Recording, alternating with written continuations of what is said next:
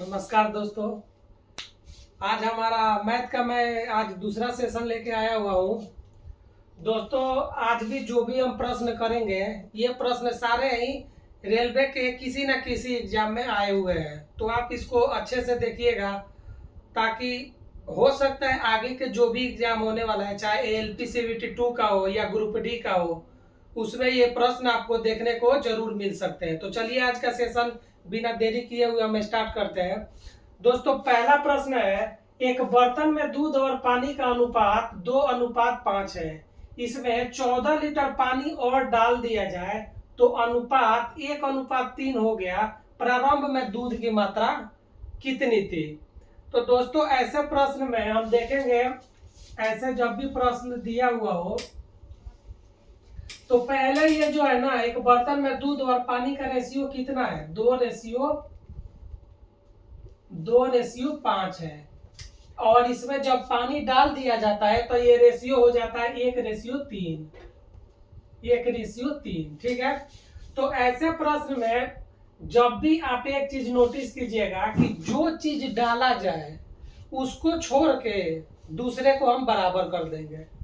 तो इसमें ये मिल्क हो गया और ये वाटर हो गया। तो हम क्या 14 लीटर पानी डाला जाता है, तो इसका मतलब ये हुआ कि पानी को हम छोड़ के और दूध को बराबर कर देंगे। तो यहाँ पे दूध का मात्रा जो है वो 2 रेशियो है और यहाँ पे 1। इसका मतलब ये हुआ कि हम इसमें हम 1 से मल्टीप्लाई करेंगे और इसमें 2 से, ताकि मिल्क दोनों में बराबर हो सके। तो इसमें 1 से करेंगे तो ये एज इट इज यही रह जाएगा 2:5, और इसमें 2 से करेंगे तो 2:6, ठीक है। अब यहाँ पे मिल्क और आपका जो है मिल्क और वाटर का रेशियो नया वाला ये हो गया। तो इसमें जो है दोस्तों यहाँ पे डिफरेंस 1 का आ रहा है। मिल्क तो हमारा इक्वल हो गया दोनों में, इसमें जो है 1 का अंतर जो आ रहा है पानी के रेशियो में 1 का जो अंतर आ रहा है, यही अंतर प्रश्न में 14 लीटर के बराबर दिया हुआ है। तो 1 रेशियो का यहाँ वैल्यू जो है 14 लीटर हो जाएगा। तो प्रश्न में पूछ रहा है प्रारंभ में दूध की मात्रा कितनी थी। तो प्रारंभ में दूध की मात्रा बस इसमें कुछ नहीं करना है, मल्टीप्लाई कर देना है 14 से। तो यहाँ पे हो जाएगा 28 लीटर। प्रारंभ में दूध की मात्रा 28 लीटर थी। यही हमारे प्रश्न का उत्तर हो जाएगा। आज का हमारा अगला प्रश्न है, ये NTPC अंडर ग्रेजुएट का जो पेपर अभी हुआ था ना, उसमें ये प्रश्न आया हुआ है। तो ये प्रश्न आप देखिए, ये 7 अंकों की संख्या जो कि ये दिया हुआ है 46A 484B, ये 24 से विभाज्य है। तो हमें पूछ रहा है कि A + B का न्यूनतम मान। दोस्तों प्रश्न में एक चीज को आप लोग अंडरलाइन कीजिएगा कि A और B का ना न्यूनतम मान निकालना है। न्यूनतम मान क्या होगा A + B का? तो ये देखते हैं, यहाँ पे जो दिया हुआ है 46A 484B, ये जो एक नंबर दिया हुआ है ये 24 से भी 24 से विभाज्य है। तो इसका मतलब ये हुआ, अगर आप 24 को अगर फैक्टर करें तो आप देखेंगे इसका फैक्टर जो होगा ना, ये 3 × 8 होगा। 3 × 8 मतलब ये जो नंबर है ये 3 से भी विभाज्य होगा और 8 से भी विभाज्य होगा। तो अगर इसको हम देखें तो ये 6 और 4 10 और 4 14, 14 8 22 और 4 26। मतलब ये हुआ कि ये टोटल 26 आ रहे हैं। और A और B की वैल्यू हमेशा क्या रखें, जो 3 से भी डिविजिबल हो और 8 से भी डिविजिबल हो। तो एक तो, और ये भी पूछ रहा है कि ये सबसे न्यूनतम वैल्यू। तो अगर इसमें हम एक जोड़ दें तो ये 27 हो जाएगा और ये 3 से डिविजिबल हो जाएगा, ठीक है। और 8 की जो डिविजिबिलिटी रूल होती है, ये लास्ट का 3 अंक 8 से डिविजिबल होना चाहिए। तो यहाँ पे जो दिया हुआ है 84 बी की वैल्यू अगर हम यहाँ पे 0 रख दें तो ये 8 से डिविजिबल हो जाएगा। 8 एकम 8 और 8 पचे 40।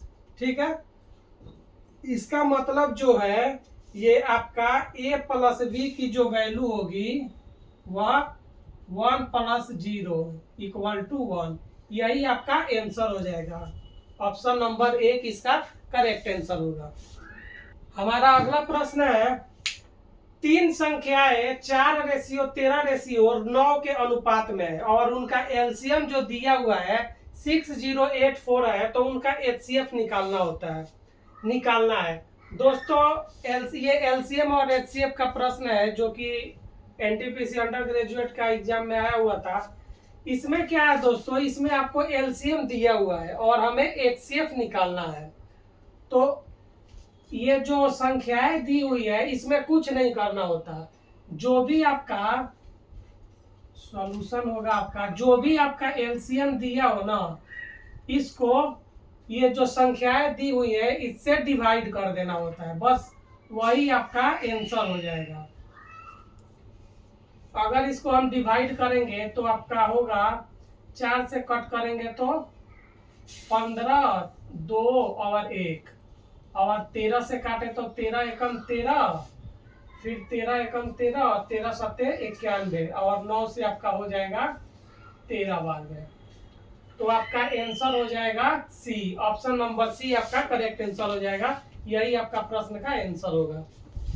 प्रश्न नंबर 4 है, एक समचतुर्भुज का परिमाप 100 मीटर दिया हुआ है और इसके एक विकर्ण की लंबाई 14 मीटर है, तो हमें दूसरे विकर्ण की लंबाई ज्ञात करनी है।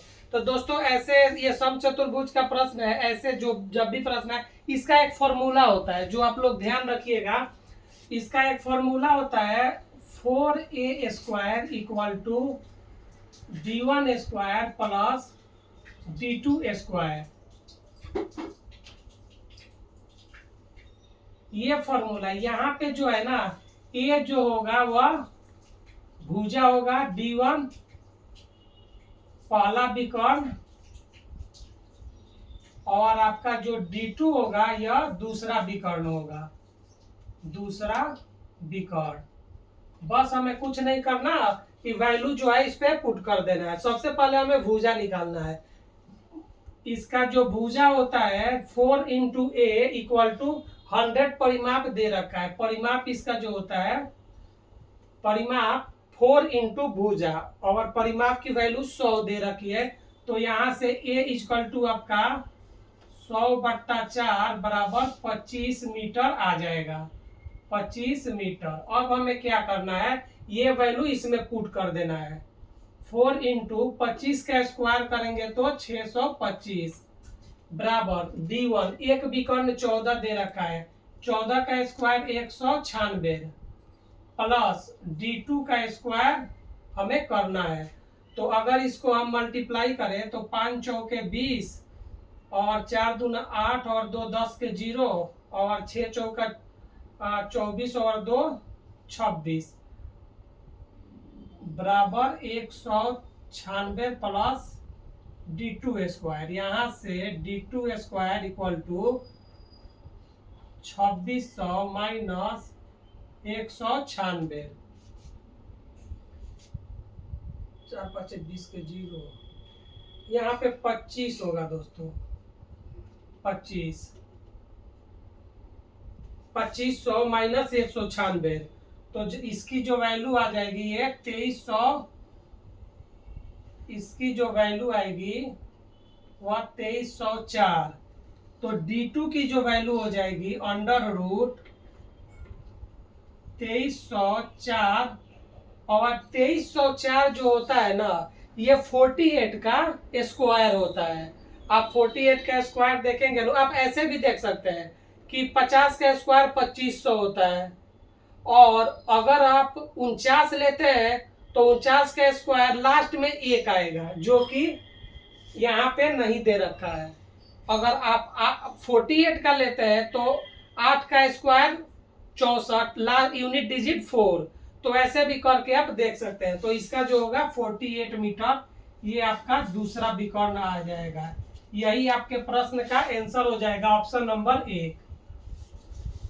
हमारा अगला प्रश्न है, यदि रुपए y की राशि पर वार्षिक रूप से संयोजित होने वाले 10% वार्षिक दर से 2 वर्षों में प्राप्त चक्रवृद्धि ब्याज 462 है, तो 2 वर्ष के अंत में कुल देय राशि कितनी होगी। तो दोस्तों ये आपका SI और CI का प्रश्न दिया हुआ है। इसमें हम क्या करेंगे कि दिया हुआ है कि 2 वर्ष में सबसे पहले 10% वार्षिक दर से, तो 10% को अगर हम फ्रैक्शन वैल्यू में करें तो 1/10 हो जाएगा। और टाइम कितना दिया है 2 वर्ष, तो 2 वर्ष कितना हो जाएगा 10 से 11 पहले वर्ष में, और फिर से 10 से 11 अगर, तो ये हो जाएगा आपका 100 और ये हो जाएगा आपका 121। दोस्तों ये जो अंतर है ना, यही आपका चक्रवृद्धि ब्याज होता है, ब्याज के रूप में, जो कि वैल्यू दे रखा है प्रश्न में 462 रुपए प्रश्न में दे रखा है। यही वैल्यू जो है 462 रुपए आपका दिया हुआ है। तो एक रेशियो की वैल्यू हो जाएगी 462/21। अगर इसको काट करेंगे 21 दूना 42, 21 दूना 42, ये आपका 22 रुपए आपका एक रेशियो की वैल्यू आ गई। तो हमें बोल रहा है कि 2 वर्ष के अंत में कितनी वैल्यू, कितनी राशि देनी पड़ेगी, मतलब हमसे अमाउंट पूछ रहा है कि अमाउंट कितनी होगी। तो इसमें ये जो है ना, ये प्रिंसिपल होता है, ये होता है आपका प्रिंसिपल और ये होता है आपका अमाउंट। तो बस कुछ नहीं करना, अमाउंट में इस वैल्यू से मल्टीप्लाई कर देना है इंटू 22। तो आपका कितना हो जाएगा, आपका हो जाएगा 22 से कम 22 हरसिन 2, कैरी आपका 2 हो गया, 22 से कम 22 कैरी 2, 22 दूना 44 और 2 46 के 6 कैरी 4 और 22 और 4 26, 2662। यही आप 2662 रुपए ये आपकी अमाउंट हो जाएगी, यही आपके प्रश्न का आंसर हो जाएगा, ऑप्शन नंबर ए। अगला प्रश्न है हमारा दोस्तों, ये प्रश्न आपका अलजाबरा से है, जो कि आप देखेंगे ना अभी ये बड़ा ट्रेंडिंग में प्रश्न है। NTPC का जो एग्जाम हुआ था उसमें बार बार ये प्रश्न हर शिफ्ट में रिपीट हुआ है। दोस्तों इसमें कुछ आपको करना नहीं है, आपने वो फॉर्मूला आपको पता होगा कि जब भी AQ plus BQ plus CQ दिया हो तो ये 3ABC होता है। तो इसको क्या करना है 3AB इंटू C। दोस्तों इसमें जो माइनस माइनस वैल्यू दिया हुआ है ना, तो माइनस माइनस मिलकर प्लस हो जाएंगे। और अगर एक प्रश्न में अगर एक ही अंक में माइनस दिया रहेगा तो वो आंसर माइनस में आएगा, अगर 2 में दिया हो तो माइनस माइनस मिलके प्लस हो जाएंगे। तो ये चीज ध्यान रखिएगा। बाकी आप ऐसे कर सकते हैं, यहाँ पे 3 दिया हुआ है तो आप आंसर में 3 की डिविजिबिलिटी रूल भी देख सकते हैं कि कौन सा जो आंसर है वो 3 से डिविजिबल होगा। या आप एक चीज और देख सकते हैं कि प्रश्न के अंदर 20 आया हुआ है, इससे एक बात तो कंफर्म हो गया कि जो भी आंसर होगा उसके लास्ट में 0 जरूर आएगा। इसलिए कि कोई भी अंक को अगर उसको 0 से आप मल्टीप्लाई करते हैं तो 0 जरूर आएगा। और प्रश्न में दिया हुआ है कि लास्ट में एक ही अंक है जिसमें 0 आया हुआ है। एक ये आप चीज देख लीजिए। दूसरा आप 3 से डिविजिबिलिटी चेक कर लीजिए। 3 से यहाँ पे देखिए 5 1 6 और 6 12, ये आंसर हो सकता है 3 से। 9 5 14 4 18 और 3 21, ये नहीं हो, ये भी हो सकता है। 9 9 18 2 20 5 25, ये नहीं हो सकता। 5 और 4 9 और 9 18, ये भी हो सकता है। दोस्तों एक चीज आप यहाँ पे, और जब 2 से 1 से अधिक अगर ऐसे आता हो जो 3 से डिविजिबल हो, तो एक आप यहाँ पे और चीज देख सकते हैं, यहाँ पे 11 से भी ये डिविजिबल होना चाहिए। तो 11 से क्या होता है 6 और 1 7, ये नहीं होगा। 5 और 3 8, 9 4 13 नहीं होगा। 9 5 14 और 9 दूना 18, ये भी नहीं होगा। ये 5 4 9 और 9, ये हो जाएगा। मतलब आपका जो आंसर होगा वो डी होगा। बाकी आप ऐसे आप इसको मल्टीप्लाई भी कर सकते हैं। यहाँ पे आपका हो जाएगा 9 3 27 और 27 में 11 से करेंगे तो 7 9 और आपका 2।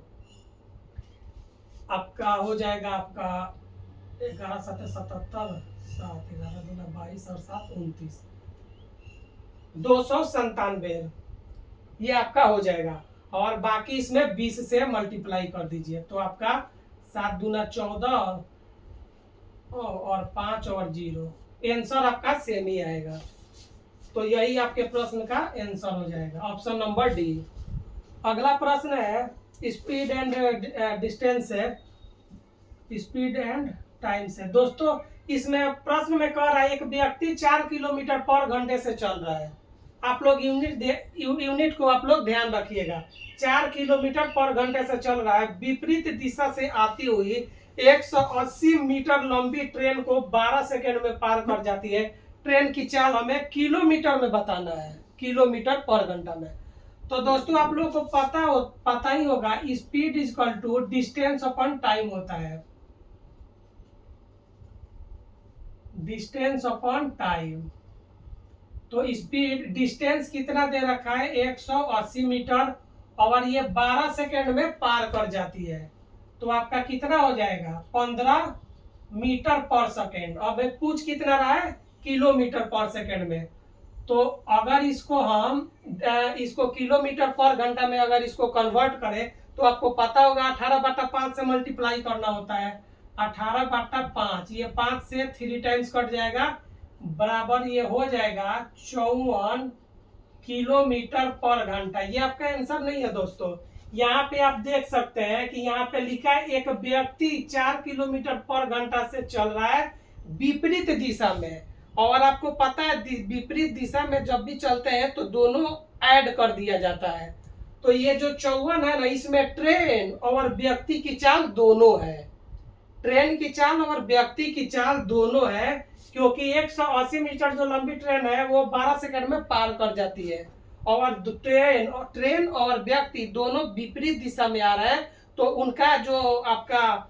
उनका जो चाल है स्पीड उसको ऐड कर दिया गया होगा। तो ऐसे हम क्या करेंगे, व्यक्ति की चाल तो दे रखा है 4 किलोमीटर पर घंटा, तो इसको हम क्या करेंगे दोनों में से व्यक्ति की चाल को माइनस कर देंगे तो आपका ट्रेन का चाल निकल जाएगा। तो 54 में से आप जो है व्यक्ति का चाल 4 किलोमीटर निकाल देंगे तो आपका जो ट्रेन का चाल हो जाएगा वो 50 किलोमीटर पर घंटा हो जाएगा। ट्रेन की चाल, ट्रेन की चाल, यही आपका आंसर हो जाएगा, ऑप्शन नंबर डी। हमारा अगला प्रश्न है वर्तमान में पिता की आयु पुत्र की आयु से 30 वर्ष अधिक है। 12 वर्ष में पिता की आयु अपने पुत्र की आयु से 3 गुनी हो जाएगी, तो पुत्र की वर्तमान आयु हमें बताना है। दोस्तों इसमें दिया हुआ है कि पिता की आयु जो है ना पुत्र से 3 गुनी हो जाती है। तो आपका फादर और सन, फादर का 3:1 हो जाएगा, मतलब 3 गुना हो जाता है। अच्छा दोस्तों एक बात बताइए, मान के चलिए अभी के समय में पिता 5 साल का है, पिता आपका है 30 साल का और जो पुत्र है वो है 5 साल का, तो दोनों के बीच में डिफरेंस कितना है 25 साल का। अगर 10 साल के बाद भी अगर देखा जाए ना तो इन दोनों के बीच जो डिफरेंस होगा वो 25 साल ही रहेगा। मतलब इसका ये हुआ कि पिता और पुत्र के बीच में अभी जो डिफरेंस है वो डिफरेंस हमेशा रहता है। तो यहाँ पे जो 30 वर्ष अधिक दिया हुआ है ये 12 वर्ष बाद का बोले या 12 वर्ष पहले का बोले, दोनों के बीच में 30 वर्ष का डिफरेंस रहेगा ही रहेगा। तो दोस्तों ये क्या है 30 वर्ष अधिक है, तो ये जो 2 रेशियो की जो वैल्यू है ना ये 30 वर्ष दिया है, तो एक रेशियो हो जाएगा 15 वर्ष। ठीक है, तो आपका पिता जो है वो हो जाएगा 45 साल का और पुत्र जो है वो हो जाएगा 15 साल का। ये देखिए दोनों में 30 वर्ष का डिफरेंस है, लेकिन पूछ रहा है 12 वर्ष में पिता की आयु अपने पुत्र से 3 गुनी हो जाती है। 12 वर्ष बाद की ये वैल्यू है, तो पुत्र की वर्तमान आयु वर्तमान में कितनी थी, तो वर्तमान में कितनी थी ये आपके 12 वर्ष बाद का 15 वर्ष है, तो वर्तमान में 12 वर्ष इसमें से माइनस कर देंगे, -12 3 वर्ष, ये जो है पुत्र की 3 वर्ष आयु हो जाएगा, यही आपका आंसर हो जाएगा। दोस्तों एक चीज और इसमें ध्यान रखिएगा, अगर आप इसमें से भी 12 वर्ष माइनस करते हैं ना और तब देखेंगे तो उस समय भी इन दोनों के बीच में 30 वर्ष का ही डिफरेंस होगा। तो पिता और पुत्र के आयु के बीच में उम्र कितना भी बढ़ता जाए और भी जो डिफरेंस होता है वो डिफरेंस हमेशा उतना ही रहता है। तो आपका जो आंसर हो जाएगा 3 वर्ष, ऑप्शन नंबर डी इसका करेक्ट आंसर हो जाएगा। अगला प्रश्न है, यदि किसी 2 अंकों की संख्या के योग 9 है और उसमें 27 जोड़ने पर उसके अंक उत्क्रम हो जाते हैं, उस संख्या का इकाई अंक ज्ञात करें। दोस्तों ये जो प्रश्न है ये आप इसमें देखेंगे सबसे पहले कि आप मान के चलिए संख्या x और y है, x और y है, जिसमें दहाई का अंक x और इकाई का अंक y, तो संख्या जो बन जाएगा वो आपका हो जाएगा 10x प्लस y। ये जो है दहाई का अंक है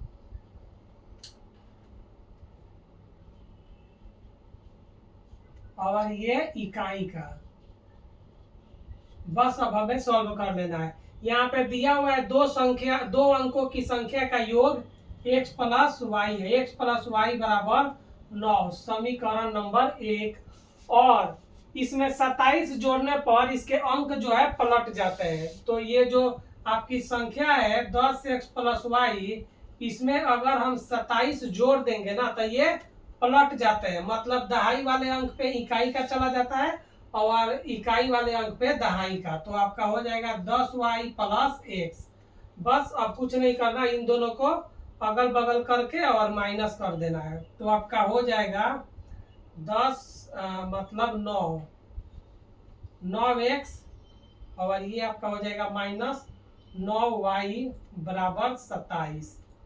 9 कॉमन निकालेंगे, x माइनस वाई बराबर 27, x माइनस वाई बराबर 3, -3 हो जाएगा। और यहाँ पे दिया हुआ है x प्लस वाई बराबर 9, इसको सॉल्व कर देंगे। 2x बराबर 6, x बराबर 3। दोस्तों यहाँ पे प्रश्न में पूछ रहा है कि संख्या का इकाई का अंक, तो मतलब ये हुआ कि इकाई का अंक y है, इकाई का अंक यहाँ पे दिया हुआ है y, मतलब ये y का वैल्यू पूछ रहा है। x की वैल्यू 3 आ गई और x और y दोनों मिला के 9 है, तो बस y की वैल्यू हो जाएगी आपकी 6, y की वैल्यू 6। यही आपके प्रश्न का आंसर हो जाएगा, ऑप्शन नंबर बी। अगला प्रश्न है हमारा, एक मशीन के मूल्य में 10% वार्षिक दर से मूल्य ह्रास होता है, 2 वर्ष बाद कुल प्रतिशत मूल्य ह्रास कितना होगा। दोस्तों इसमें आप देखेंगे कि 10% वार्षिक दर से मूल्य ह्रास होता है। 10% को अगर हम फ्रैक्शन में कन्वर्ट करेंगे तो इसकी वैल्यू होगी 1/10। और 2 वर्ष बाद कितना मूल्य ह्रास होता है, मतलब 10 से 9 हो जाता है पहले वर्ष में और दूसरे वर्ष में भी 10 से 9 हो जाता है। अगर इसको मल्टीप्लाई करेंगे तो ये 100 हो जाएगा और ये 81, मतलब पहले 100 था और उसके बाद ये 81 हो गया, 19 का मूल्य ह्रास हो गया। तो आपके प्रश्न का यही आंसर हो जाएगा 19%, ऑप्शन नंबर बी। अगला प्रश्न है दोस्तों, इसमें बताना है, दोस्तों ये भी प्रश्न पूछा हुआ है एनटीपीसी में, एनटीपीसी के यूजी का जो 2026 में पेपर हुआ था ना, ये भी उसमें पूछा हुआ है। इसमें बताना है कि ये जो भी रेशियो दिया हुआ है, अनुपात दिया हुआ है, इसमें कौन सा अनुपात बड़ा है, सबसे बड़ा कौन सा है। तो दोस्तों इसको बहुत तरीके से निकाला जा सकता है, लेकिन अगर आप परसेंटेज का अगर देखें परसेंटेज के अकॉर्डिंग तो वैसे भी सॉल्व किया जा सकता है। मतलब मैं उसी को प्रीफर करता हूँ क्योंकि उससे वो थोड़ा आसान लगता है और इसलिए लगता है कि हम परसेंटेज का प्रश्न करते हैं और उसमें परसेंटेज हमें थोड़ा माइंड में रहता है। तो इसको हम क्या करेंगे दोस्तों, जैसे यहाँ पे 7/11 दिया हुआ है, तो इसको अगर आप देखें तो यहाँ पे ऊपर 7 है, और इसको 7 × 1/11 भी लिख सकते हैं। 1/11 का जो परसेंटेज वैल्यू होता है वो लगभग 9.99 समथिंग होता है। तो अगर 9.99 से 7 में अगर मल्टीप्लाई करें तो ये लगभग 63% के थोड़ा सा के ऊपर नीचे 63% आएगा। अगर इसको हम देखें तो 3 × 1/5, और 1/5 का परसेंटेज वैल्यू 20% होता है। तो 3 × 20% बराबर ये हो जाएगा आपका 60%। अगर 5:8 को देखें तो 5 × 1/8 इसको लिख सकते हैं, और 1/8 की जो वैल्यू होती है परसेंटेज में 12.5% होती है। तो 12.5% में अगर 5 से मल्टीप्लाई करें तो आपके लगभग 62, 12×5=60 और 62, 62.5% आएंगे। ठीक है। और अगर आप इसको देखें 4 × 1/7, 1/7 का जो परसेंटेज में वैल्यू होता है वह 14 दशमलव समथिंग होता है। तो इसको अगर आप 14 मान के चले तो 14 चौका 56, इसका मतलब यह हुआ कि लगभग 57 के आसपास इसकी परसेंटेज वैल्यू होगी। तो इसको मान के चलिए कि 57% के आसपास है।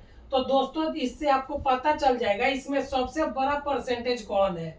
तो सबसे बड़ा परसेंटेज हमारा आ रहा है वो 63% आ रहा है। तो आपका जो आंसर होगा ये 7:11 हो जाएगा।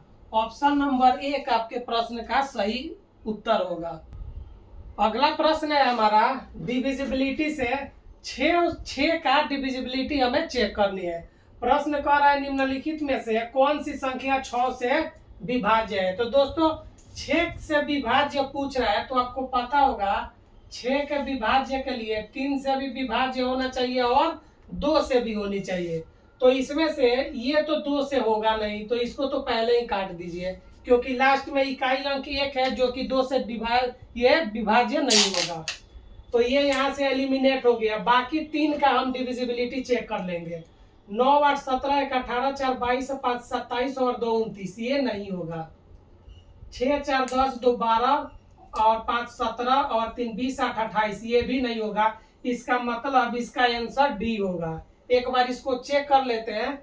7 5 12 3 15 2 17 1 18 6 24, ये बिल्कुल सही होगा। दोस्तों एक बार मैं आपको 3 के डिविजिबिलिटी रूल बता देता हूँ, क्योंकि ये बार बार आता है।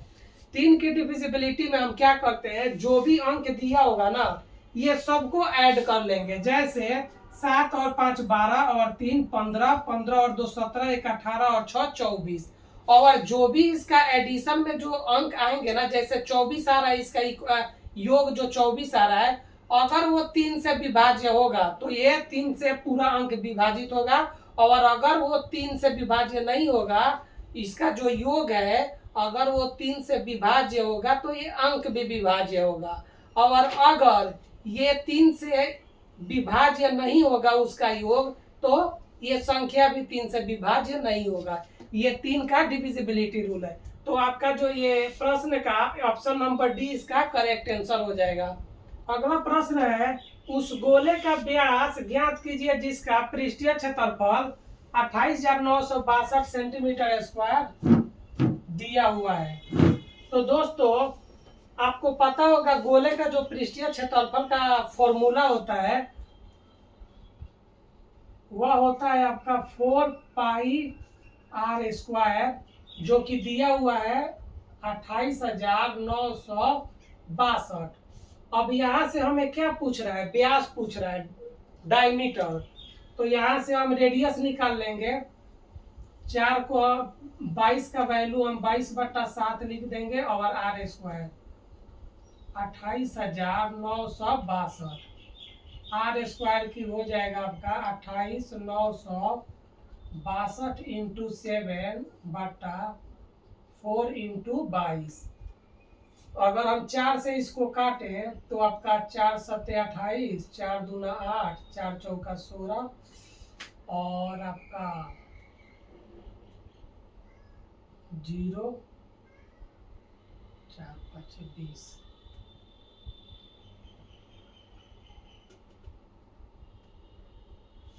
लगभग आपका इतना आएगा। अब अगर हम इसको 11 से काट लें तो ये 11 से तो कटेगा नहीं। एक बार इसको मल्टीप्लाई करके हम देखते हैं। अगर इसको हम मल्टीप्लाई करें तो 724.5 इंटू 7, ये आपका आ रहा है 71.5 और इसको 22 से डिवाइड करना है, डिवाइडेड बाई 22।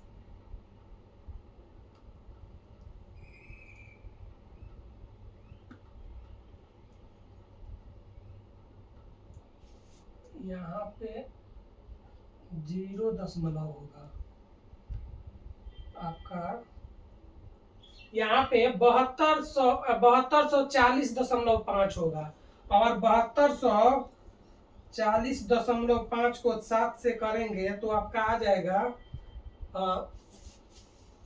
1 मिनट, इसको थोड़ा सा मल्टीप्लीकेशन में ऐसे ऐसे कॉम्प्लिकेटेड आता है। यहाँ के क्वेश्चन में लिखा है निकटतम पूर्णांक, तो आप इसको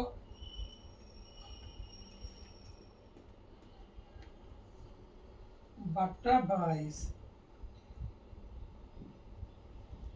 दोस्तों ये जो है ना आपका, ये लगभग अगर डिवाइड करेंगे तो ये लगभग 2303 दशमलव समथिंग आएगा। तो अब इसको आप लगभग आप इसको 24 मान सकते हैं, 2304 मान सकते हैं, 2304। और आपको पता है 2304 जो होता है वह 48 का स्क्वायर होता है। इस पे एक प्रश्न आया भी था पहले। तो r का जो वैल्यू हो जाएगा हमारा वह 2304 अंडर रूट हो जाएगा। तो r की जो वैल्यू हो जाएगी वह 48 हो जाएगी। और हमसे क्या पूछा है, डायमीटर। तो डायमीटर क्या होता है, 2 इंटू आर, तो 2 गुणे 48 बराबर 96 सेंटीमीटर जो होगा, ये हमारे प्रश्न का आंसर हो जाएगा आपका 96 सेंटीमीटर। ऑप्शन नंबर डी आपका करेक्ट आंसर हो जाएगा। अगला प्रश्न है हमारा बोर्ड मार्क्स से है दोस्तों। ये प्रश्न बोर्ड मार्क्स के भी आपको रेलवे की कोई भी एग्जाम हो उसमें आपको 1 या 2 प्रश्न जरूर देखने को मिलेंगे। तो दोस्तों इसे आप देखिएगा, बोर्ड मार्क्स का ये प्रश्न दिया हुआ है। इसमें हम सबसे पहले ब्रैकेट को सॉल्व करते हैं। प्रश्न है 3/4 प्लस 5/6 इंटू 9/10 माइनस 2/3।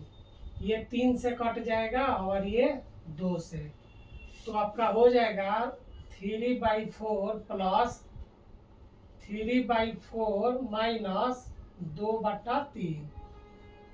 इसका एलसीएम आपका हो जाएगा कितना, 12।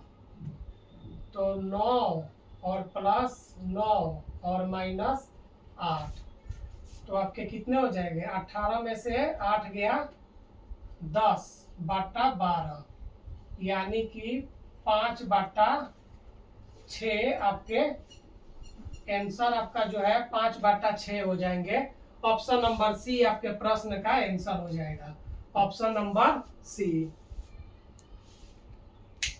दोस्तों आज का जो सेशन है 15 क्वेश्चन हमारे कंप्लीट हो गए, जो कि सारे ही प्रश्न आपको एनटीपीसी के जो अंडर ग्रेजुएट के में सारे प्रश्न आए हुए हैं।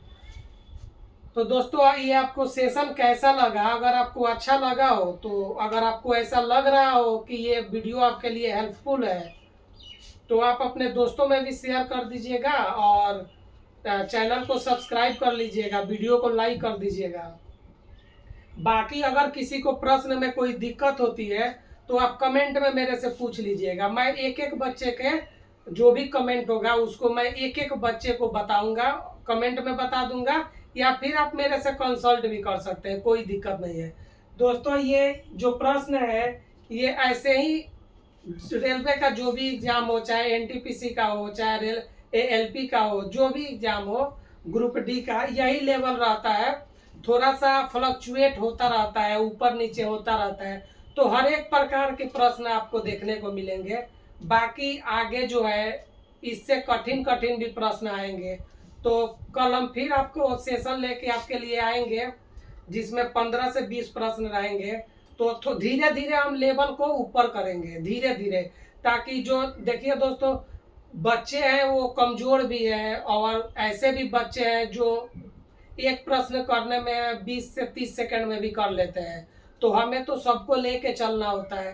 तो हम इसीलिए धीरे धीरे इसका लेवल ऊपर करेंगे। अभी जो ये वैसे भी ये अपने मन से आप इसको चेक कर सकते हैं, ये सारे ही प्रश्न अंडर ग्रेजुएट में आए हुए हैं। तो बस आज का सेशन हम यहीं पे समाप्त करते हैं, मिलते हैं कल फिर। तब तक के लिए धन्यवाद दोस्तों।